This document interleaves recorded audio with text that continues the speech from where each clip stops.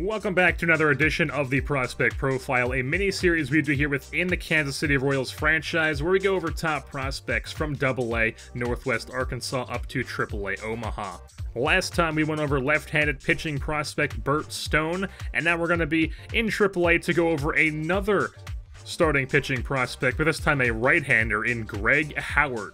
Like I said, Greg Howard is a right-handed pitcher. He's a tall, lanky fella at 6 feet 7 inches tall, and he weighs in at about 216 pounds. He is 21 years old, from the state of Texas, and I believe he was drafted in the 3rd round of the 2020 entry draft by the Kansas City Royals. That could be the 2nd round, because Nunez could have went in a compensation round, where it's one of those things that still counts as the 1st, because on this screen where they show you the draft, it doesn't actually show you what round they went in, it just shows you the order of your picks, which is another thing that MLB The Show should probably not do, but they do it that way.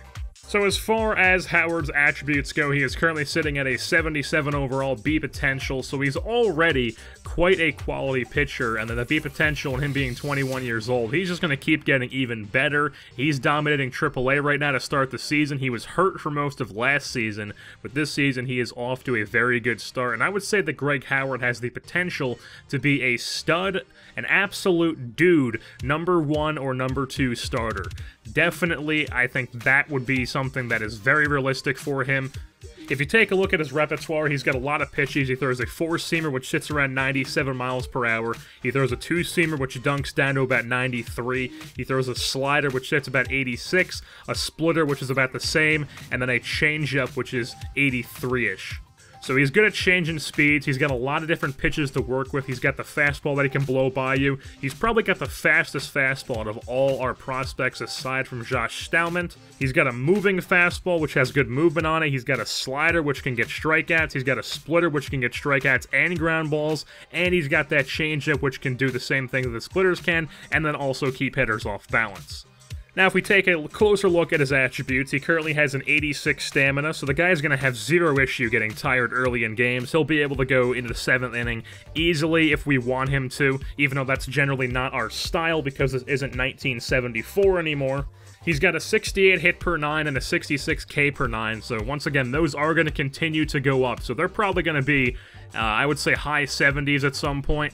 And those are definitely his 2 best attributes out of all the per 9 stats. He's got a 53 walk per 9 and a 56 home runs per 9, which they're not as good as the hit and K per 9, but they're also not bad either. And, like the other ones, they're going to keep getting better. So I would say, probably high 70s for the hits per 9 and K per 9, and then maybe mid 60s for the walks per 9 and home runs per 9.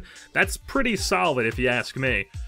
And he's also got an 80 velocity rating, which makes sense because he does crank that fastball up to 97 miles per hour. He's got a 59 break, which isn't the greatest rating, but when I was actually using him in game, it seemed good enough. The slider was sliding, the splitter was splitting, the 2-seamer was cutting inside and cutting outside. It was doing its job, so it seemed good enough when I was pitching with him in game. And as far as Greg Howard's future in this organization, I don't know if he'll be up this season in 2022, but he could definitely compete for a rotation spot in 2023, which is next season. He's probably not going to be up this year because he's currently not on the 40-man, and I would have to take someone off the 40-man to make room for him, which I don't really want to do right now. But next season, I would think he's definitely got a legitimate shot to be in our rotation, even on opening day in 2023, because once we have Arrieta, who's on a 1-year deal, he won't be back next year. That's just 100% certainty. We did not sign him so we could be back next year as well. He's just gone next year. And then we could also always just trade Jake Junis to improve other positions on our roster. Say we need second base improved next year, because I don't think I want Ryan Schimpf back. Let's just say this is a hypothetical. But let's just say that's a situation. We can always trade Jake Junis and pick up a decent starting second baseman. Or whatever position I feel it needs to be improved, we could always trade Jake Junis for that position.